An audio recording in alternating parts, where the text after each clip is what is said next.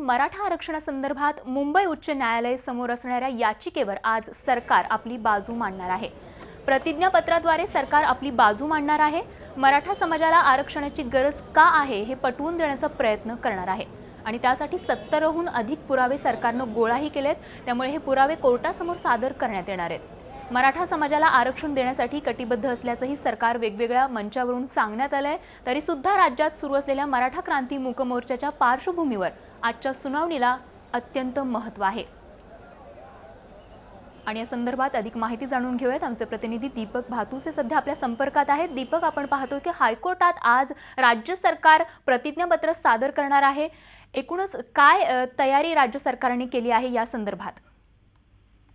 स्वाती, राज्यभर जे मराठ्यांचे मोर्चे निघतात त्यामुळे राज्य सरकारवर मराठ्यांना आरक्षण देण्यासंदर्भातला मोठा दबाव वाढलेला आहे आणि त्या अनुषंगाने राज्य सरकारने आता हायकोर्टामध्ये या प्रकरणात मराठा आरक्षण प्रकरणात अगदी सक्षमपणे बाजू मांडण्याचं ठरवलंय।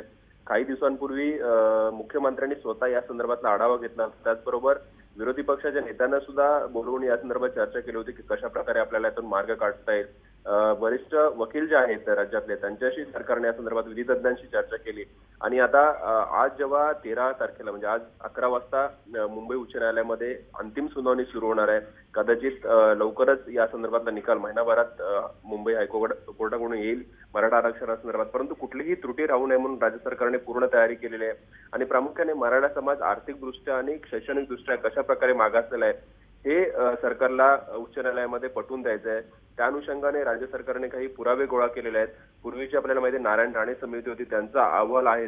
त्याचबरोबर राज्य सरकारने सुद्धा गेल्या 2 वर्षांमध्ये मराठा समाजासंदर्भात काही पुरावे गोळा केले। ते पुरावे सुद्धा आज प्रतिज्ञापत्राद्वारे राज्य सरकार मुंबई उच्च न्यायालयात दाखल करणार आहे आणि कुठलीही त्रुटी राहू नये आणि मराठा आरक्षणासंदर्भात ज्या मराठा समाजाच्या भावना आहेत, ज्या मागणीसाठी लाखोच्या संख्येने मराठा समाज रस्त्यावर उतरतोय, त्यामुळे तो दबाव लक्षात घेता सरकार कुठलीही रिस्क घ्यायला तयार नाही आणि त्या अनुषंगाने सर्व तयारी करून सक्षमपणे न्यायालयात मराठा आरक्षणाच्या बाजूने 16% जे आरक्षण मराठा समाजाला द्यायचं आहे त्या बाजूने सरकार आपली भूमिका मांडणार आहे। नक्कीच, तर मराठा आरक्षणासंदर्भात कोणतीही त्रुटी राहू नये या संदर्भात राज्य सरकारने सर्व तयारी केली आहे आणि 11 वाजता सुनावणीला सुरुवात होणार आहे। धन्यवाद दीपक, दिलेल्या सविस्तर माहितीबद्दल।